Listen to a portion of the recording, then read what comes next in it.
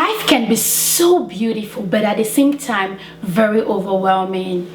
You know, one of the things that really baffle me a lot of the times, that is so intriguing to me, if I must say, is when a baby is being born. You know, the joy that a newborn baby brings into this world, right? People are happy, even strangers, neighbors, friends, well-wishers, family members. Everyone is so excited, especially in this generation. When women are pregnant, you will see them carrying their baby bump and doing all the nice photo shoots and all of that, and it's just so heart melting. It's so beautiful, so lovely, so adorable.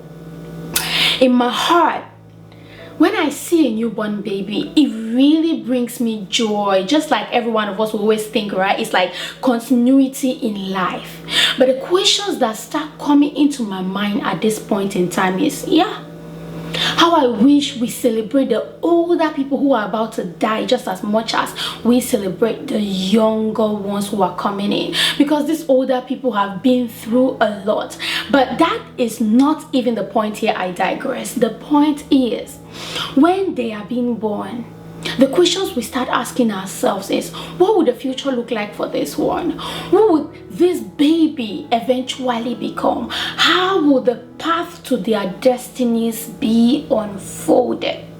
You know, when we have our babies as mothers, okay, none of us ever imagine that this baby will be abused sexually by maybe father, uncle, family friend, or just an enemy. None of us imagine that, oh, maybe this baby will grow up to become a man or woman who will go through domestic violence, being beaten every day and night. You know, this baby would eventually grow to low self-esteem. You know, this baby would feel like the world is a dark and hateful place to be in. None of us ever envision that. And that is why when we give birth to these children, we just say the best things, we say the cutest things. Even if we as moms, maybe we are drug addicts, maybe we are alcoholics, maybe we are frolicking, you know, just leading an indecent life. However, we never wish such things for our children.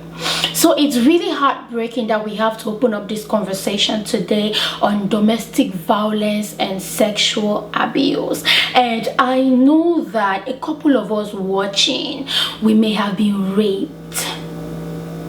We may have gone through intense maltreatment from aunties, from uncles, you know, from family, friends, people who were there saying they want to take care of us because we are from the villages. Our parents are very, very poor, like we're from humble backgrounds, and we thought these people were coming to rescue our destinies, not knowing that some of them were pimps, some of them were human traffickers. And do you know the most interesting thing about those who have gone through abuse and domestic violence is that they many a times are wrapped up with the shame of even talking about it. Who would believe me? Who would not condemn me to death? Who would not despise me? Who will not laugh at me? Who will not make mockery of me, you know? And so when people go through these things, there is a lot of shame. They are going through pain. Their destinies have been shattered. Their confidence, their heart towards life is no longer burning to fulfill their dreams and their goals, because they are thinking in their head that if I open up, would this not even tarnish my reputation the more? Which man will want to marry a girl that was raped all her life? Which man will want to marry a girl that has been molested? Will the world not push me to the background if they find out that I was an object of human trafficking? I was molested by a pimp? Oh, I'm in my marital home. I'm going through acute domestic violence. My husband is always beating me, using harsh, rough words on me. You know, I never have peace in my own home. Oh, my wife, she uses her money to shut me off because she has more money than I do. and is abusing me, is violating me in this house. But if I open up to tell a friend, won't that friend laugh at me? Won't that friend gossip me? Won't they say, I expect better from you than this?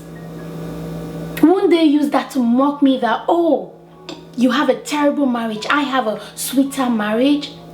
You know, so these questions, they are so heartbreaking. And to begin with, I empathize with you all who have gone through domestic violence or sexual abuse in one way or the other.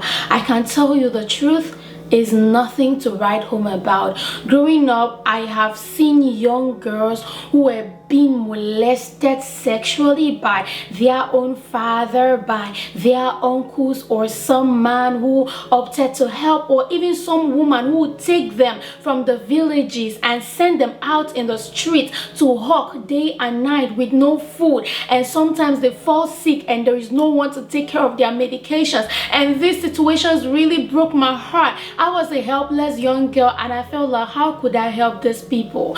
But in my heart, I always knew that someday I should be able to speak up for these people who couldn't speak up for themselves, so that they should know that God really loves them just like He loves every other person who has not gone through situations that they have gone through. And one thing we have to learn to start accepting is that we all in this life have gone through a fair share of pain, situations that we can't even begin to find the pride to open up our mouths to talk about, because it's like a dark area in our lives. But if we would understand that the same Jesus who said, if you have not committed sin, pick a stone and throw at this adulterous woman, this woman whom you caught in the very act. If we could understand that this same Jesus who had such love for this woman, so much so that He was able to forgive her and say, go and sin no more, He's able to forgive us of those situations that we caused and didn't cause, and say, oh, I will protect you, I will help you, I still love you,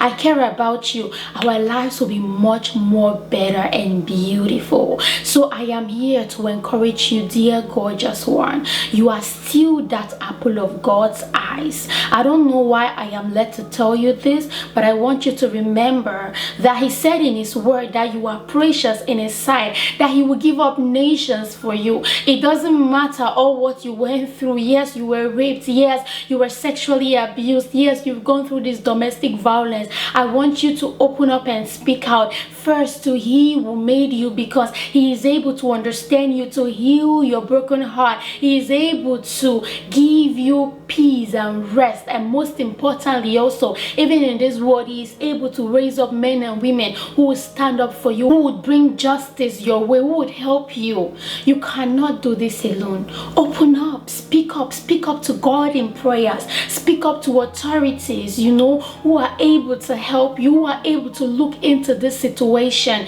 and it will just help you somehow to heal, to know that you are not alone. Because if you just keep these things to yourself, the truth is it will damage you, not just mentally but emotionally, maybe even spiritually and physically. Because come to think of it, most of us, when we go through these situations, we're like, there is no God. Where was God when I was being molested? Where was God when I was being abused? Where was God when these human traffickers were selling my destiny away into prostitution in a strange land? Where was God? You know, so we start asking these questions that we never really find an answer to. So I want you to know that God really loves you. God really cares about you. God is willing to help you. He wants to save you. He wants to redeem you. We know of great men and women today who in time past were molested even by their own parents, but eventually the Lord still restored their destiny. Look at the woman of God we call Joyce Meyer,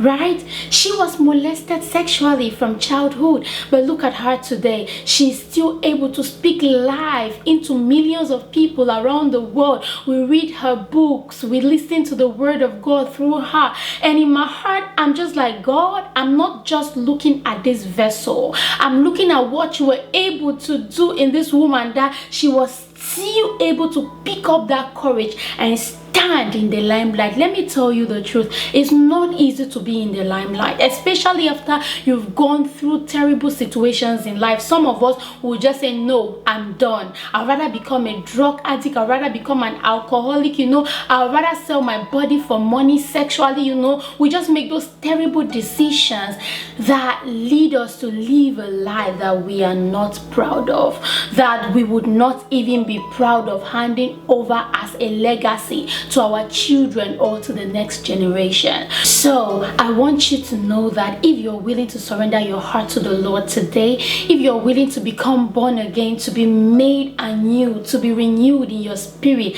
in your body, in your soul, in your mind, in your heart, if you let God help you, transform you, save you, let me tell you the truth, all things work together for your good, even this very situation that you have gone through. So what are you waiting for? It's time for you to bow your heart, go down on your knees and say, Father, I surrender this pain, this anger, this malice, this bitterness, this unforgiveness, this hatred that I've nurtured in my heart all these years because of the situation I went through or I am going through. I come to you today for divine liberation, for divine deliverance, for your salvation, for divine restoration, that I may lead a life that glorifies you and brings blessing to humanity. And as you do that right now, I pray that the Lord meets you at your point of need, that the Lord sends you help, destiny helpers, and that the Lord helps you through all eternity to lead a life that pleases Him